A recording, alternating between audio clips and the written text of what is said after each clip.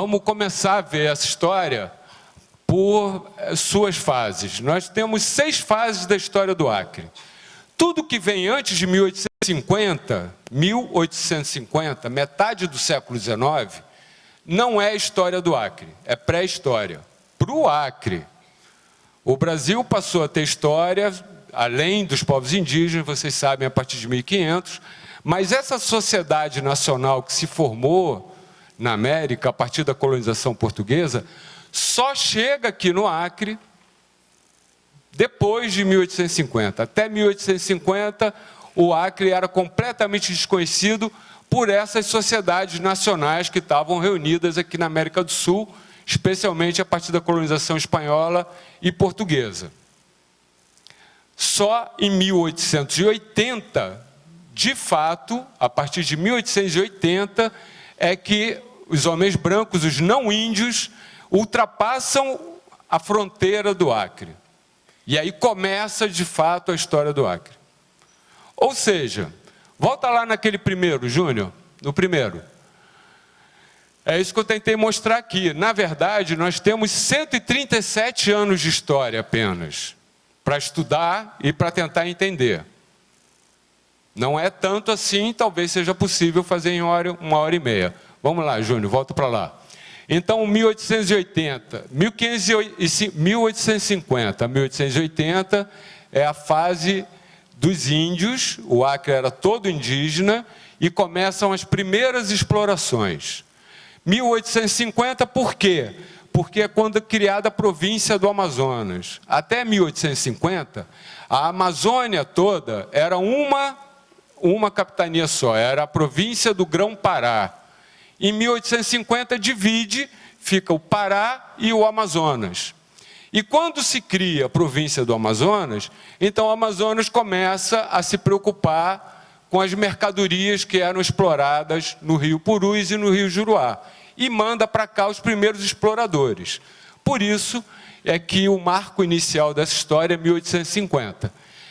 A partir de 1880, chega-se no Acre e começa o processo de povoamento e abertura dos seringais. E essa fase vai até 1904, quando o Acre era território de ninguém. Era território indígena que passou a ser ocupado por seringais. Não era Brasil, era para ser Bolívia e Peru, mas não conseguia ser, porque a Bolívia e o Peru não tinham chegado aqui ainda. Quem tinha chegado era brasileiros, a gente vai ver por quê. E aí começa um conflito para saber a quem pertence o Acre. Até 1904, só tinha uma lei no Acre, uma única lei. Era a Lei 44. Vocês já ouviram falar dessa lei? 44 era o calibre do Winchester Papa Amarelo. A única lei que valia no Acre era a lei de quem tinha arma sobre quem não tinha. Então, a partir de 1904, o Acre se torna Brasil e aí começa a ter, aí sim, um governo e leis e regras e uma sociedade organizada. Entre 1904 e 1945, a gente tem o território federal do Acre, já que o Acre foi criado como território, e isso vai até a Batalha da Borracha, durante a Segunda Guerra Mundial, quando o Acre volta a receber milhares de pessoas novamente no ciclo da borracha. A quarta fase vai de 1946, com o fim da Batalha da Borracha, até 71, que é a crise geral da borracha, quando os seringais começam de verdade a acabar. E em 71, a ditadura militar, o governo militar, começa o processo de pecuarização do Acre, de vinda de fazendeiros, de madeireiros, de colonos sem terra do sul do Brasil, para aqui se estabelecer. Então muda tudo a partir daí. Então, de 1971 a 1999, a gente tem a invasão dos paulistas e, a partir de 82, a redemocratização do Brasil.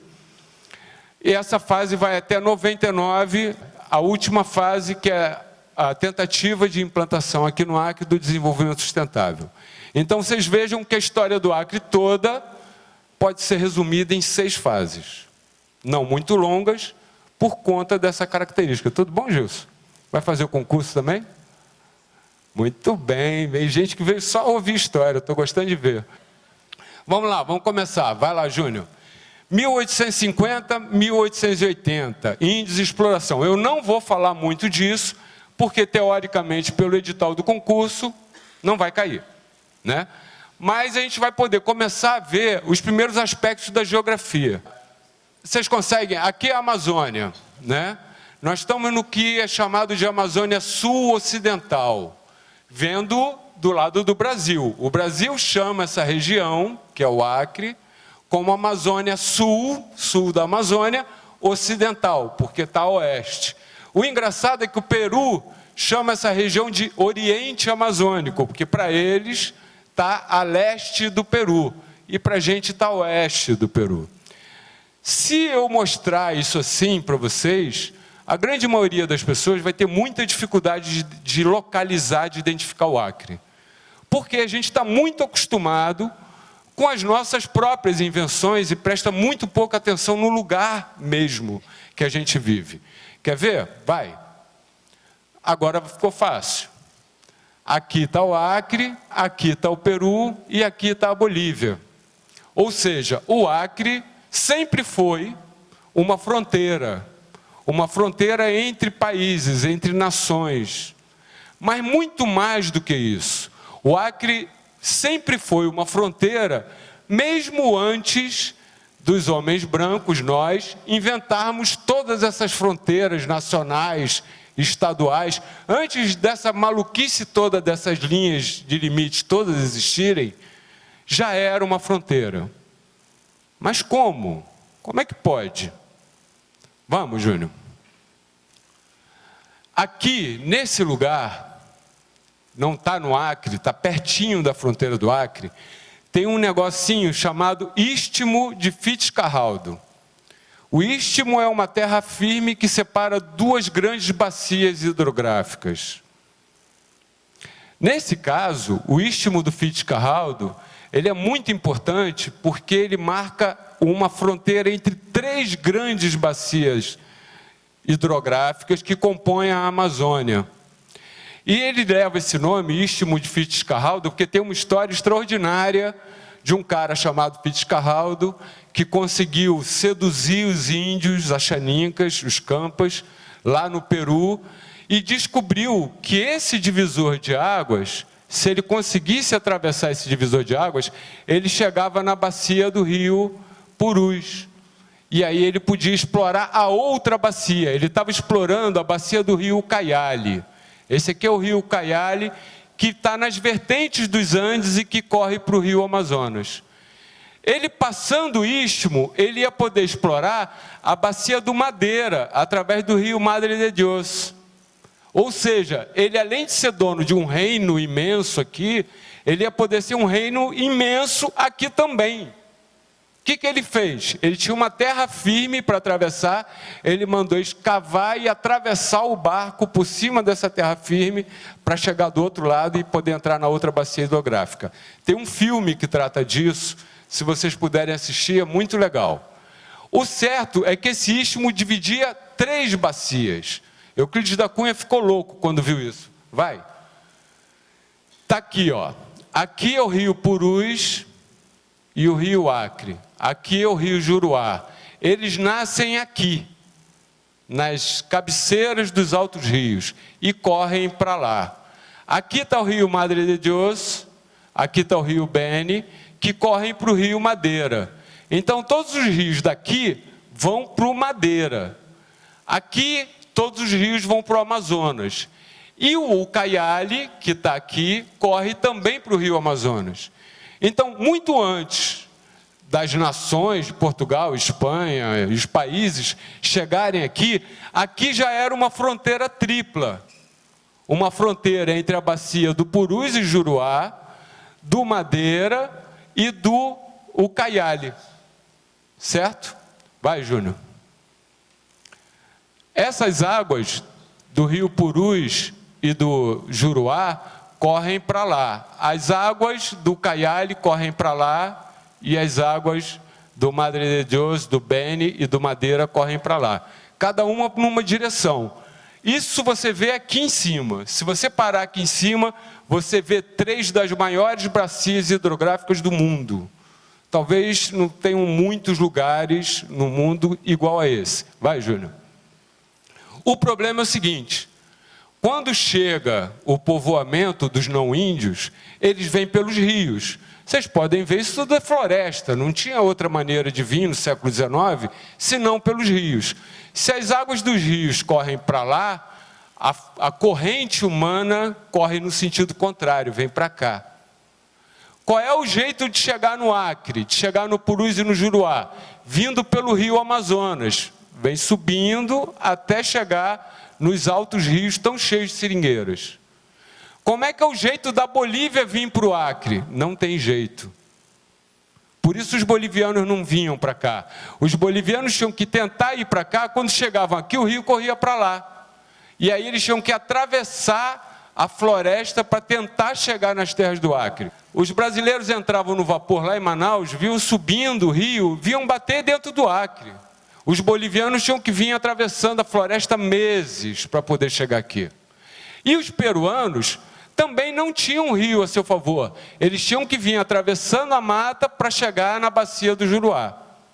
Ou seja, por que o Acre é brasileiro? Por causa dos rios. Porque os rios do Acre favoreceram a vinda de brasileiros para cá e desfavoreceram bolivianos e peruanos. Os brasileiros chegaram aqui mais cedo e mais rápido do que os bolivianos e os peruanos. Certo? Ou seja, a nossa trifronteira hidrográfica, ela acaba se tornando, décadas depois, uma trifronteira nacional, onde era Acre, Madre de Dios e Ucayali, virou Acre, Bolívia e Peru. Foi assim que surgiram a presença desses nacionais aqui no Acre. Vamos lá, Júnior. Hein? Qual o nome do quê? Desse ponto amarelo? Istmo de Fitzcarraldo. É esse pontinho aqui. Certo? Enquanto era só floresta e foi criada a província do Amazonas, não tinha interesse nenhum de vir para o Acre. Acontece que a partir de 1870 começa aquilo que a gente costuma chamar de o ciclo do ouro negro, ou o primeiro ciclo da borracha. Por que a borracha era ouro negro? Alguém sabe? Ouro negro não é petróleo hoje em dia? Que o pessoal chama? Mas naquela época não tinha petróleo, né? E a borracha que acabou sendo conhecida como ouro negro. Mas a borracha não é branca? Mas depois de defumada, as pérolas de borracha, ela fica preta. Então ela era conhecida como ouro negro. E por que ela foi tão valiosa? Porque em meados do século XIX, mais ou menos nessa época, 1820, 1830, começou a se acelerar a revolução industrial que acontecia na Europa e na América. As indústrias começaram a produzir cada vez em maior quantidade, em série, e começou a se desenvolver uma necessidade de uma matéria-prima que fosse capaz de dar conta das necessidades. E essa matéria-prima era a borracha. Vocês já pararam? A gente sempre fala muito que esse desenvolvimento da borracha foi por causa da invenção do automóvel, porque o automóvel precisa dos pneus para poder correr, e as bicicletas também. Mas vocês já pararam para pensar a quantidade de borracha que entra num carro fora os pneus? Quem conhece carro aqui, o mínimo que seja, entre cada uma das juntas do motor, entre cada uma das partes do motor tem uma junta de borracha. Entre cada uma das canaletas tem mangueiras de borracha, tem correias de borracha. É uma infinidade de produtos de borracha que são necessários para a construção de um automóvel. Ou seja, com a industrialização, com a aceleração da industrialização, aumentou absurdamente a necessidade de borracha. E onde é que tinha borracha? na Amazônia. Tinha borracha em outras partes do mundo. Na África tem uma espécie que produz balata. No Xingu tem uma outra espécie que também dá borracha. Mas nenhuma em tanta quantidade e com tanta boa qualidade que nem a borracha de uma árvore que era a seringueira. A seringueira era a árvore que produzia mais quantidade de látex, e o látex produzido pela seringueira é que tinha mais quantidade de borracha dentro dela.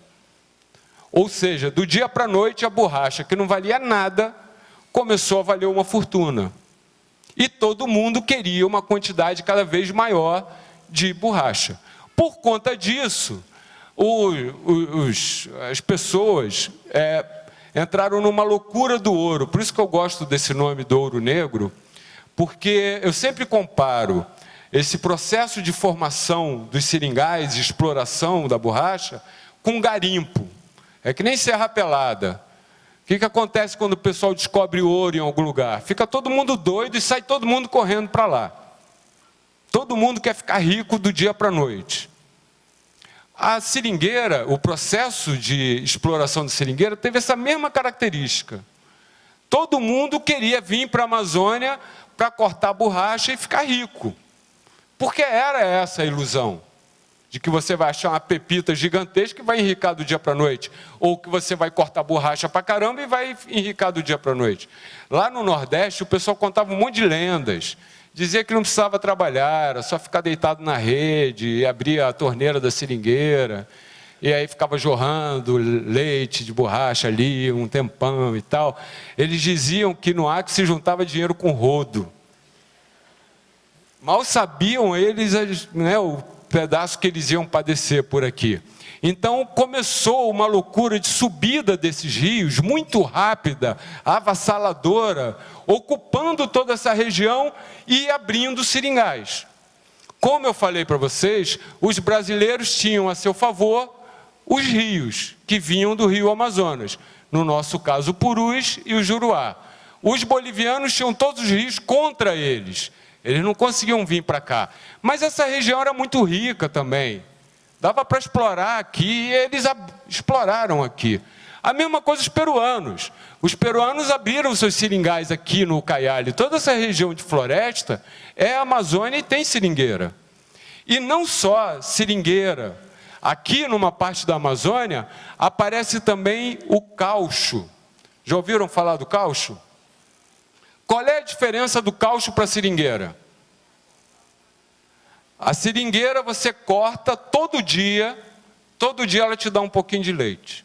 No dia seguinte você vai lá e corta de novo. E ela sobrevive. O caucho não. O caucho, se você cortar 2, 3 dias, ele morre, sozinho. Qual é a solução? Arranca o caucho de uma vez e tira todo o leite de uma vez. Ou seja, a exploração do caucho era predatória. As pessoas iam para o lugar onde tinha os cauchais, derrubavam todas as árvores de uma vez, tiravam toda a borracha que podiam e iam embora. Os peruanos fizeram isso. Não é que os peruanos não tenham chegado no Acre. Eles chegaram depois dos brasileiros e quando chegaram eles estavam mais interessados em explorar caucho do que seringueira. Os bolivianos não, os bolivianos tiveram mais dificuldade porque os índios daqui eram muito bravos. E aí eles demoraram mais para chegar mesmo. Os brasileiros chegaram aqui por volta de 1880. Os bolivianos começaram a chegar de verdade em 1895, 15 anos depois. E os peruanos que chegavam aqui, eles entravam para tirar caucho, tiravam caucho e vinham embora. Não tinha povoamento. Já o seringal não. O seringal, uma vez aberto, você vive no seringal. Você mora nele o ano inteiro, durante o período do fabrico. Quando chega na entre-safra, você vai embora, vai gastar dinheiro e volta para ganhar tudo de novo. Certo? Então, o ciclo do ouro negro foi muito rápido. A gente diz que esse primeiro ciclo da borracha começou em 1870. Em 1880, eles já tinham ocupado todo o rio Purus e todo o Juruá e já estavam entrando no que viria a ser o Acre, porque até então o Acre não existia. Próximo, Júnior.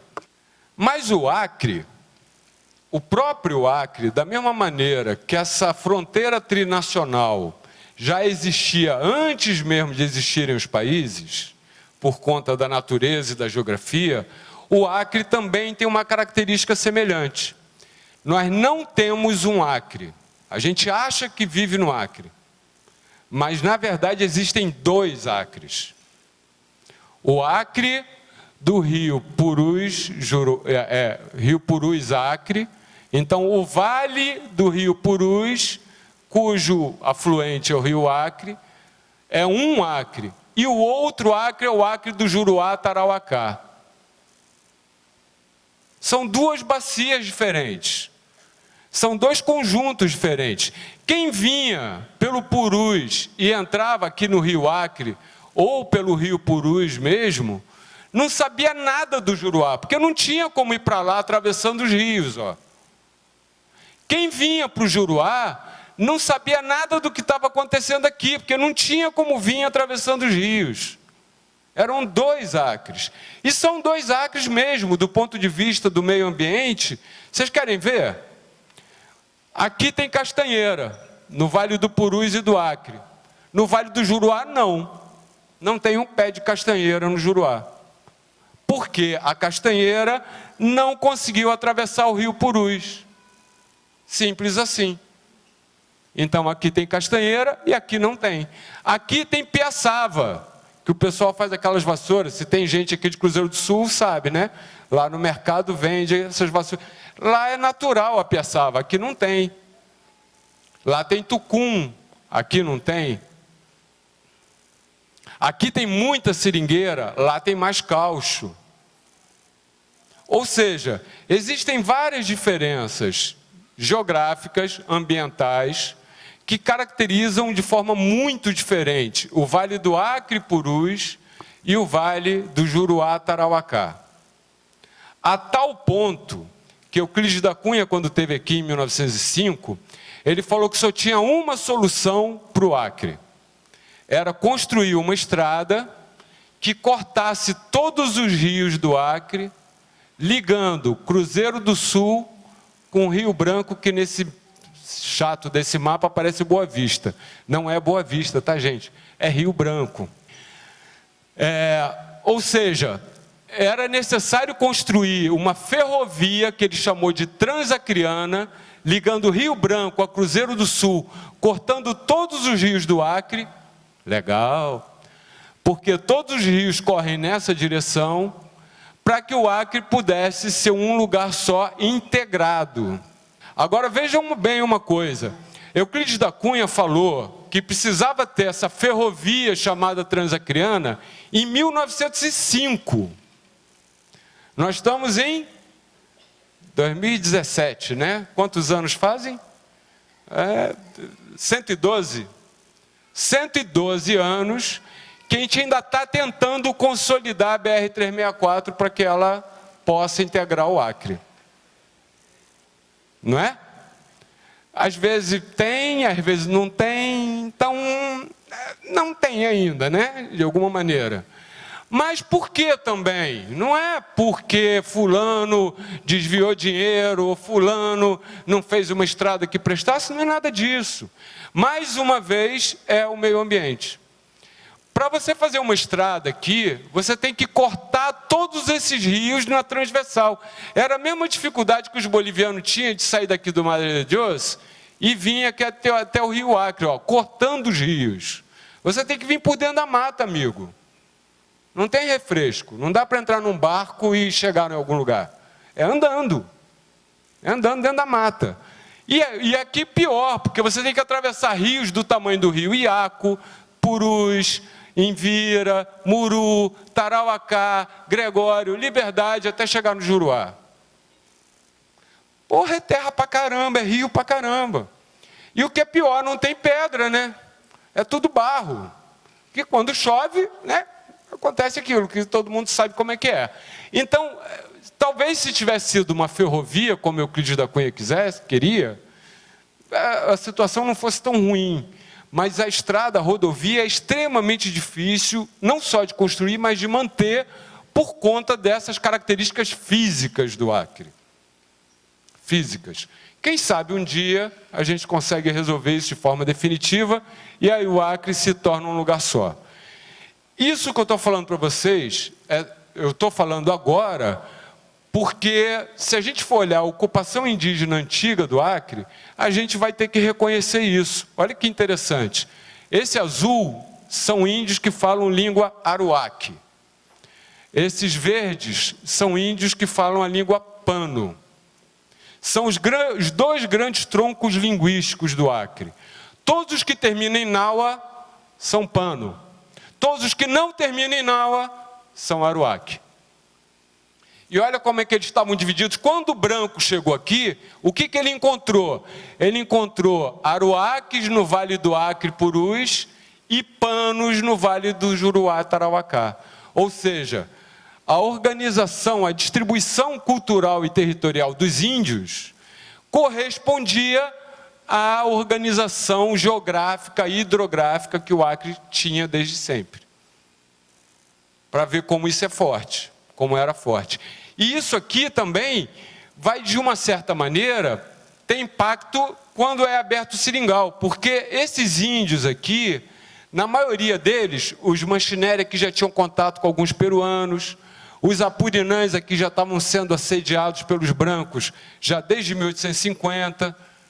Então, esses aruaques já tinham se acostumado com um certo contato e relações com os homens brancos, com os não índios.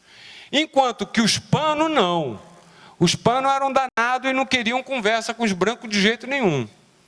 Tanto que o Chandris entra aqui pelo Purus em 1863, ele sobe o Purus até as cabeceiras, depois sobe o rio Acre, vai embora e os índios ajudam ele. Quando ele tenta subir o Juruá, que chega aqui no Estirão dos Nauas, onde hoje é Rodrigues Alves, os índios dão a peia neles. Por isso é que até hoje o pessoal diz que o Cruzeiro do Sul é a terra dos Nauas. Por isso que se marca o Estirão dos Nauas como ponto final da entrada do homem branco. A partir daquele ponto, os índios não deixavam mais os caras subir. Então, a ocupação dos seringais aqui no Vale do Juruá e Tarauacá foi muito mais lenta por conta da resistência indígena. Enquanto que aqui ela foi muito mais rápida por conta da colaboração indígena. E aí eu pergunto para vocês, para os índios, o que foi melhor, colaborar ou resistir? Vocês sabem que os índios que resistiam sofriam as correrias, não sabem? Já ouviram falar das correrias? As correrias eram expedições punitivas aos índios que roubavam ou matavam seringueiros ou o que quer que seja. Ainda assim, se a gente for olhar o mapa do Acre hoje, lá no final tem eu vou te mostrar para vocês, aqui tem 25 terras indígenas, aqui tem 3. Onde os índios colaboraram, eles deixaram de ser índios e viraram brancos. Onde os índios resistiram, eles continuaram sendo índios até hoje. Aí vocês tiram a própria conclusão de vocês. Foi esse Acre indígena aqui, mais de 50 diferentes etnias indígenas, a maioria delas aruaque e pano, tem exceções como catuquinas aqui, os tacanas e araonas aqui, mas a grande maioria eram aruaques e panos. Foi esse Acre indígena, completamente indígena, que os brasileiros, bolivianos e peruanos encontraram e contra o qual eles lutaram para abrir os seringais. Próximo, Júnior. Está lá, ó. Chegando pelo Juruá, chegando pelo Purus, chegando a partir do Caiale para explorar o caucho e chegando a partir do Madre de Deus de Madeira para explorar a borracha aqui. Cara, a Bolívia ficaria completamente satisfeita com a borracha que tinha aqui, não ia nem se incomodar com Acre, se não fosse por um outro problema ambiental, geográfico, físico, que é isso aqui. O que é que tem aqui, hein? No Rio Madeira? As cachoeiras, que agora viraram hidrelétrica. Então, qualquer exploração de borracha feita nessa região não conseguia ser levada pelo rio para ser exportada para a Europa e Estados Unidos, porque as cachoeiras não deixavam. Por que os bolivianos quiseram o Acre? Para ver se eles encontravam algum rio que desse saída para o oceano que não tivesse as benditas cachoeiras do Rio Madeira. Ou seja, os bolivianos foram pressionados pela própria geografia a não intensificar o transporte pelo Rio Madeira, mas sim procurar uma rota alternativa para poder explorar e exportar a borracha. Certo? Vamos, Júnior. Rapaz, esse mapa é 1917. Isso é só para mostrar para vocês. Eu falei para vocês que os brasileiros passaram aqui dessa linha imaginária em 1880, certo? Em 1882, eles já estavam em Rio Branco. Em 1883, eles já estavam abrindo Chapuri. Olha a quantidade de seringais que eles abriram aqui, ó. Glória Velha, Bom Destino, Glória, Curupaiti, Boa Vista. Olha só a quantidade de seringais. Isso, há 10 anos antes, era terra de índio. Ou seja, foi muito rápido. Foi violento o processo de ocupação e povoamento e expulsão e extermínio dos povos indígenas. Vai, Júnior. Aí os bolivianos, que queriam uma saída para sua borracha pelo oceano, precisavam então entrar no Acre. E no dia 2 de janeiro de 1899, veja só, os brasileiros chegaram aqui em 1880. Só em 1899 os bolivianos conseguiram chegar aqui. E eles vieram por Manaus. Eles não vieram pela Bolívia. Para vocês terem uma ideia como era difícil. E o cônsul boliviano que veio, Dom José Paravicini, já trouxe o exército. Não, o Acre é nosso, vamos ocupar o Acre e vamos estabelecer nossas leis. E aí começaram a estabelecer as leis da Bolívia, a língua espanhola, a moeda da Bolívia. Mas tinha uma das leis que ameaçava diretamente os brasileiros. Dom José Paravicini falou o seguinte: olha, vocês demarquem o seringal de vocês. Quem não tiver com o seringal demarcado em 6 meses vai perder o seringal. Só tinha brasileiro aqui. Os bolivianos não estavam afim que os brasileiros ficassem aqui.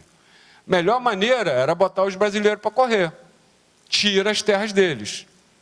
Então impuseram essa regra de 6 meses, sem o que, se não tivesse demarcado, eles iam ser expulsos. Vocês sabem como é que eram os seringais nessa época? Como é que ninguém demarcava um seringal?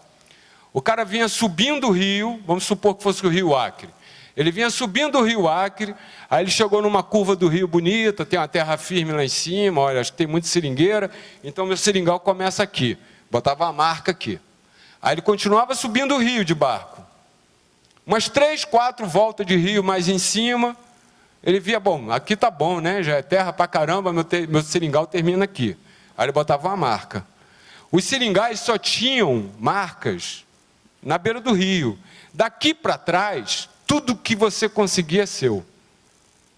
Era impossível demarcar esses seringais no tempo que os bolivianos queriam. Impossível. Por conta disso, os brasileiros então resolveram, vai, Júnior, resistir. Essa aí é a foto já do exército Plácido Castro, na fase final da Revolução. Eu vou falar rapidinho para vocês das 4 fases da Revolução Acreana, mas em essência, a ocupação boliviana da região que era ocupada só por brasileiros, praticamente só por brasileiros, levou a uma guerra, que a gente chama aqui, localmente, de Revolução Acreana. Só que essa Revolução Acreana, esse movimento, esse conflito entre brasileiros e bolivianos, teve 4 episódios, 4 etapas. E isso é importante porque está lá no edital, naquela parte de anexação do Acre ao Brasil, ok? Vai o próximo, Júnior. Então, em 2 de janeiro de 1899, começa a ocupação boliviana. No dia 1º de maio, 5 meses depois, um brasileiro indignado com aquelas leis que estavam sendo impostas pelos bolivianos, resolve fazer uma insurreição contra os bolivianos. Ele chamava José Carvalho. Reuniu os outros seringalistas, vamos expulsar os bolivianos? Vamos. Aí eles foram lá em Puerto Alonso, que era o lugar onde os bolivianos tinham parado, e mandaram os bolivianos embora. Cara, os bolivianos estavam a milhares de quilômetros de casa. Os bolivianos tinham poucas armas, quase não tinham comida. O que os bolivianos iam fazer aqui? Só tinha brasileiro, todo mundo contra eles, todo mundo xingando eles. Resolveram então ir embora. aceitaram a intimação dos brasileiros e foram embora do Acre. Então, a primeira insurreição do dia 1º de maio foi um movimento muito pontual, só daquele dia, mas que deu certo. Os bolivianos foram embora. Aí começou uma questão no Brasil. Espera aí, tem um monte de brasileiro lá nos Cafundéu do Judas, lá no ocidente da Amazônia, que não estão aceitando os bolivianos. O que a gente faz com esse povo? Não, mas aquilo é da Bolívia, não é nosso, a gente não pode se meter lá. Começou uma confusão danada de que ninguém sabia o que fazia com o Acre. Mas o Amazonas sabia que queria o Acre, sabe por quê? Porque toda borracha que saía do Acre pagava imposto no Amazonas. O Amazonas estava enriquecendo. Pena que o nosso amigo Ulisses não está aqui para ouvir isso, né? Eu falo para ele que o Teatro Amazonas, sabe aquele teatro bonitão lá de Manaus? Construído com a borracha do Acre. Tudo dinheiro do Acre. Diz que o teatro era tão rico que eles mandaram forrar os paralelepípedos, as pedras da rua em volta, de borracha para o barulho dos cavalos e das carruagens não fazer barulho e não atrapalhar a ópera que acontecia ali dentro. Nessa época, Manaus e Belém eram as cidades que tinham o maior consumo per capita do mundo de diamantes. Dinheiro da borracha. É muito famosa a história do seringalista dentro do bar, dentro do restaurante, querendo se mostrar para os amigos, pegando a nota de 1 conto de réis, que era uma fortuna na época, aí tocava fogo na nota para acender o charuto. Só para se mostrar, né, para se exibir. Ou seja, era muito dinheiro e era muita gente ganhando muito dinheiro. E o Acre tinha como característica a melhor borracha da Amazônia. E mais uma vez não é porque somos bonitinhos, mas é porque aqui no Acre as terras firmes favorecem a produção... Não, você mesmo que não é bonitinho, Marquinhos. Favorece a produção de borracha de boa qualidade. Tanto assim que no mercado internacional tinha borracha e tinha borracha Acre fina. Era a borracha mais valiosa do mercado internacional. Gostou, né, bonitão? Ou seja, era muito dinheiro e o Amazonas não queria abrir mão do Acre de jeito nenhum. Enquanto isso tudo acontecia, e os próprios brasileiros do Acre se perguntavam, mas espera aí, expulsamos os bolivianos, e agora? O que a gente faz? Ninguém sabia o que fazer com o Acre. A única resposta que o governo brasileiro dava para os brasileiros que viviam aqui era: o Acre é incontestavelmente boliviano. Só faltava completar, não enche o meu saquinho, né? Não venham encher o saco porque o Acre é da Bolívia, não é do Brasil e não vai ter problema por causa disso. Mesmo gerando essa fortuna toda. Era uma posição muito esquisita do governo brasileiro. Mas, enquanto isso tudo acontecia, lá no Pará, um jornalista espanhol, que falava várias línguas, é chamado pelo cônsul boliviano para traduzir um documento secreto que estava sendo negociado entre o governo dos Estados Unidos e o governo da Bolívia. Rapaz, como é que alguém chama um jornalista para guardar segredo, bicho? Você sabe me explicar, Helder? Pô, o cara chama um jornalista para traduzir um documento secreto e guardar tudo em segredo. Não, né? Tá brincando, né? Resultado. Esse jornalista espanhol pegou o documento secreto, traduziu, entregou a tradução para ganhar a grana, né? Claro que ele não é besta. E no dia seguinte, publicou o documento no jornal. Óbvio, né? E aí esse documento dizia que o governo dos Estados Unidos e o governo da Bolívia estavam se associando para garantir a posse boliviana do Acre. E que os Estados Unidos iam formar uma companhia comercial para explorar o Acre e ajudar a Bolívia. Rapaz, essa notícia caiu como uma bomba no Brasil. O Amazonas ficou em pânico. O Pará, que também ganhava dinheiro com a borracha do Acre, também, porque vinham as mercadorias via Pará, também tinham interesses comerciais muito fortes, também ficou em polvorosa. O povo no Rio de Janeiro ficou todo mundo doido. Ei, vão tomar o Acre. Aquela história de internacionalização da Amazônia, que o pessoal fala até hoje, pois é, começava naquela época. Porque imaginem vocês, se realmente se forma uma companhia comercial com capital norte-americano no Acre, por onde a borracha do Acre ia ser exportada? Pelos rios da Amazônia, pelos rios brasileiros. Por onde iam vir as mercadorias da Europa e Estados Unidos para o Acre? Pelos rios da Amazônia, pelos rios brasileiros. Ou seja, essa exploração internacional do Acre ameaçava diretamente a soberania do Brasil sobre toda a Amazônia, não só sobre o Acre. Não era brincadeira o que estava acontecendo. E esse jornalista, óbvio, foi expulso do Pará, se mandou para o Amazonas, e o governo do Amazonas amou ele de paixão, porque ele tinha denunciado o negócio todo, e resolveu então financiar para que ele viesse para o Acre. Quando chegou aqui no Acre, Luiz Galvez Rodrigues de Arias, era o nome desse espanhol, jornalista, sentou com os seringalistas todos e falou: ó, vocês já expulsaram os bolivianos, a merda já está feita. O governo brasileiro não quer que vocês fiquem aqui, quer devolver para a Bolívia. O que nós vamos fazer? Ninguém sabe quem foi que deu a bendita ideia. Ninguém sabe se veio do Amazonas já, com isso tudo formado, se foi Galvez que pensou, se foi nessa reunião com o seringalista que se chegou a essa conclusão. O certo é que eles pensaram numa estratégia. Vamos fazer o seguinte, vamos fundar um outro país. O Brasil não quer? Beleza, tudo bem. Então não fica no Brasil. A gente funda um novo país, não vai ser Brasil, não vai ser Bolívia, não vai ser nada, vai ser Acre. Caralho, né? Danado, né, bicho? E assim foi feito. Dia 14 de julho, está aqui, dia 14 de julho de 1899. Por que 14 de julho? Dia da queda da Bastilha, da Revolução Francesa. A Revolução Francesa começou no dia 14 de julho de 1789.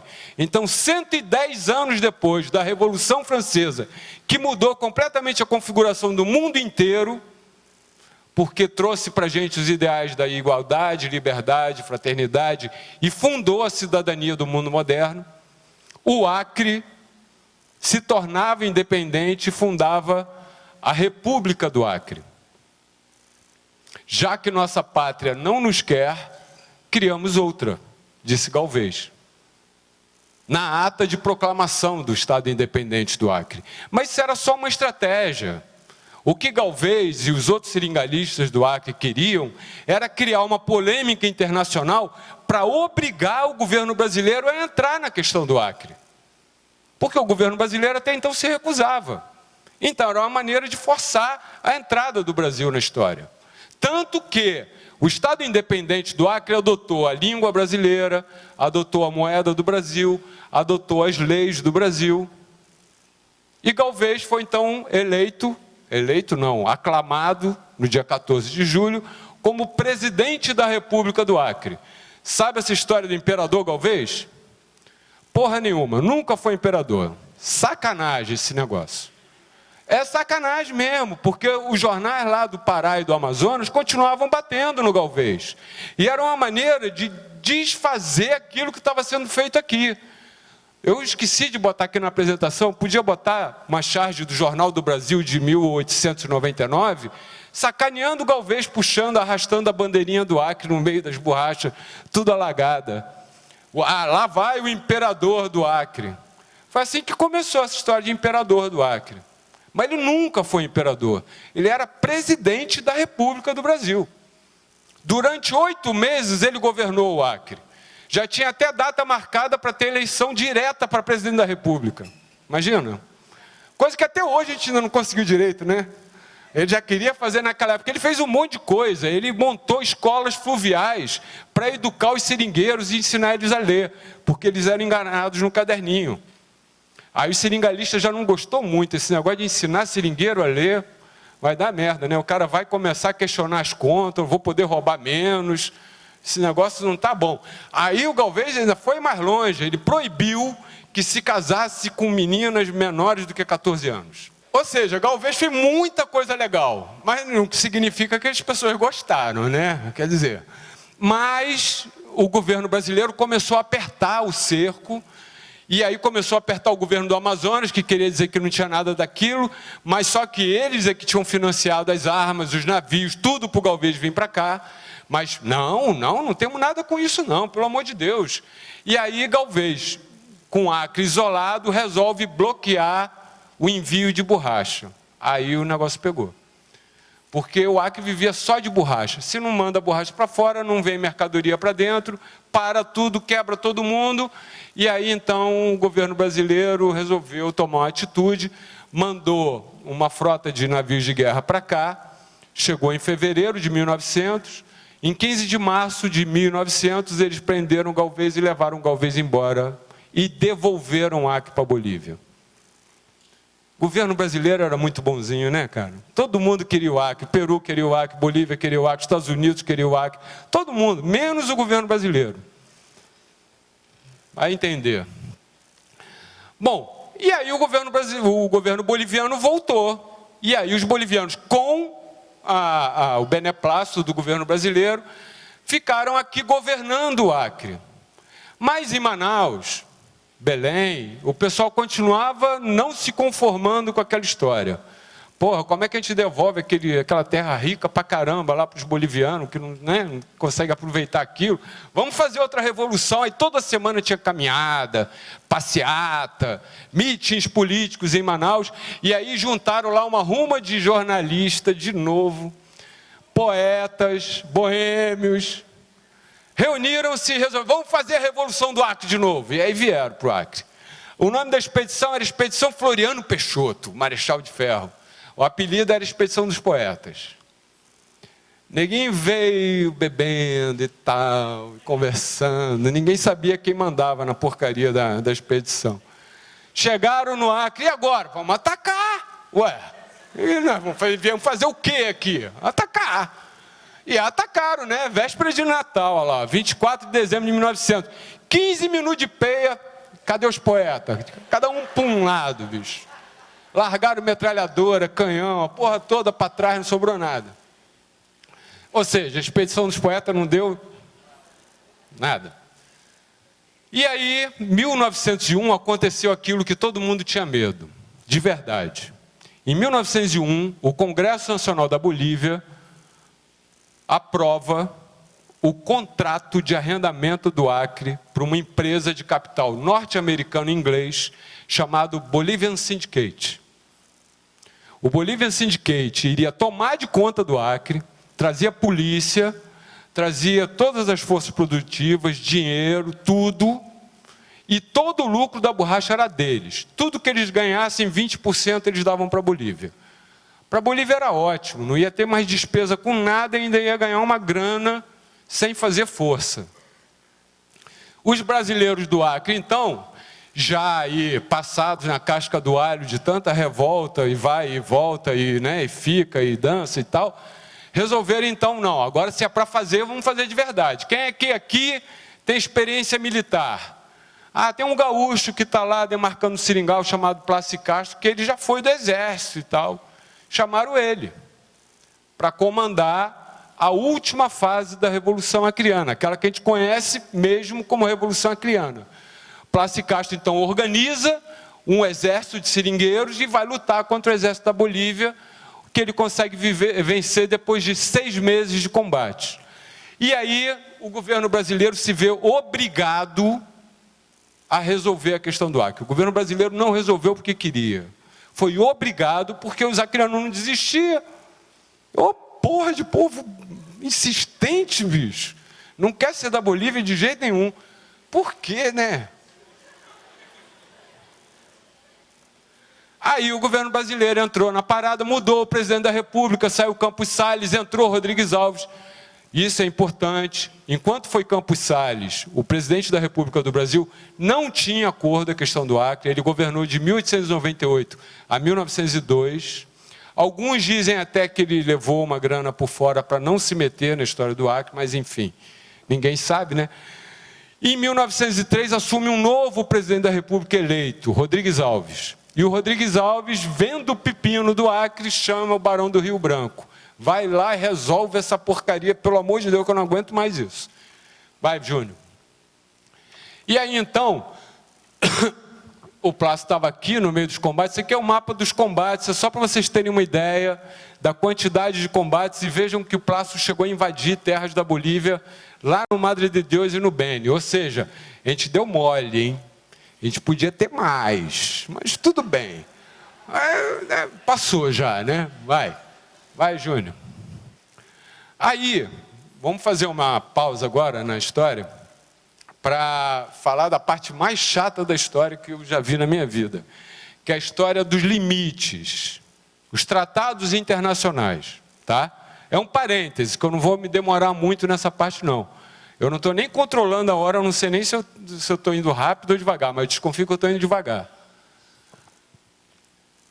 Muito antes de começar essa bagunça toda, quando ainda era Portugal e Espanha que comandavam a América do Sul, era preciso fazer os tratados, porque aquele tratado de Tordesilha foi para Chonga rapidinho, né?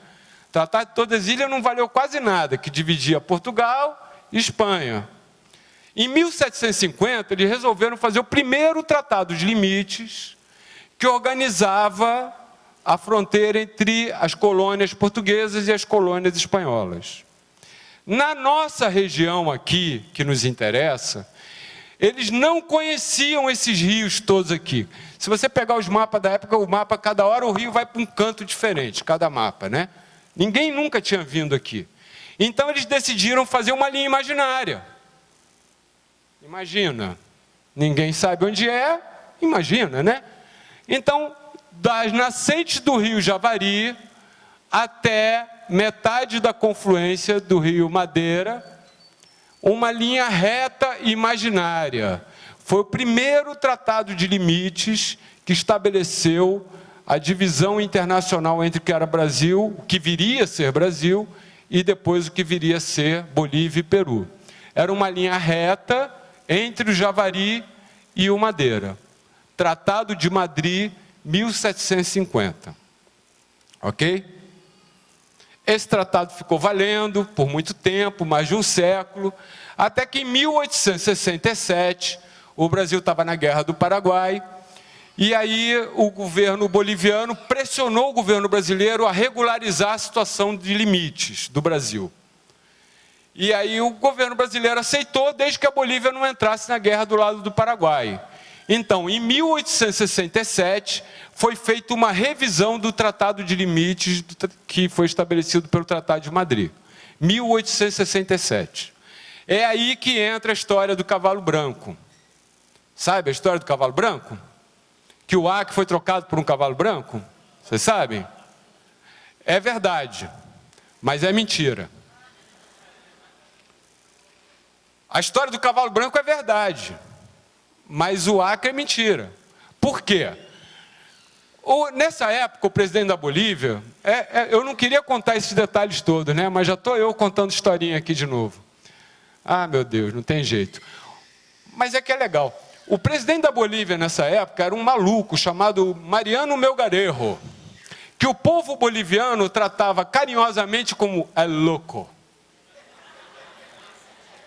O cara era bonzinho, imagina, ele uma vez convidou um cônsul inglês para fazer um lanche, um brunch com ele à tarde. Aí o lord inglês, diplomata, foi lá no Palácio do Governo tomar o brunch. Chegou lá, Mariano Melgarejo, louco, mandou servir chocolate quente. Cara, o inglês ficou puto, indignado. Onde já se viu servir chocolate de tarde? De tarde é hora de tomar chá. Não chocolate. Rapaz, quando Mariano viu aquilo, aquela marmota do inglês, mandou tirar a roupa do caba, dar um banho de chocolate quente nele, botou em cima de um cavalo para passear pelas ruas de La Paz, para mostrar para todo mundo o que acontece com quem faz uma desfeita dessa com o presidente da República.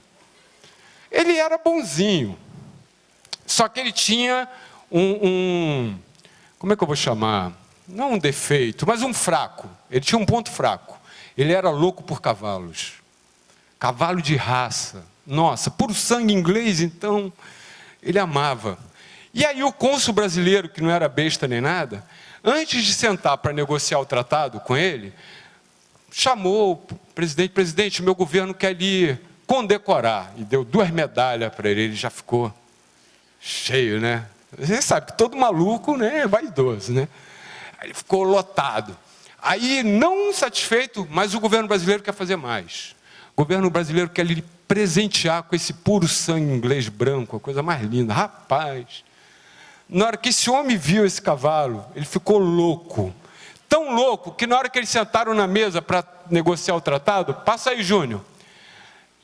Ele falou o seguinte, ó, faz o seguinte, eu dou 2 dedos de terra para vocês, a linha que era reta passa a ser inclinada, e ninguém fala mais nada sobre isso. Pronto. Quer ver? Passa a outra lá, Júnior. Olha, não, a outra, a anterior. Olha aqui, a linha era reta, agora o próximo, Júnior. Passou a ser oblíqua. E o Brasil ganhou esse pedacinhozinho aqui de terra, ó, só esse pedacinho.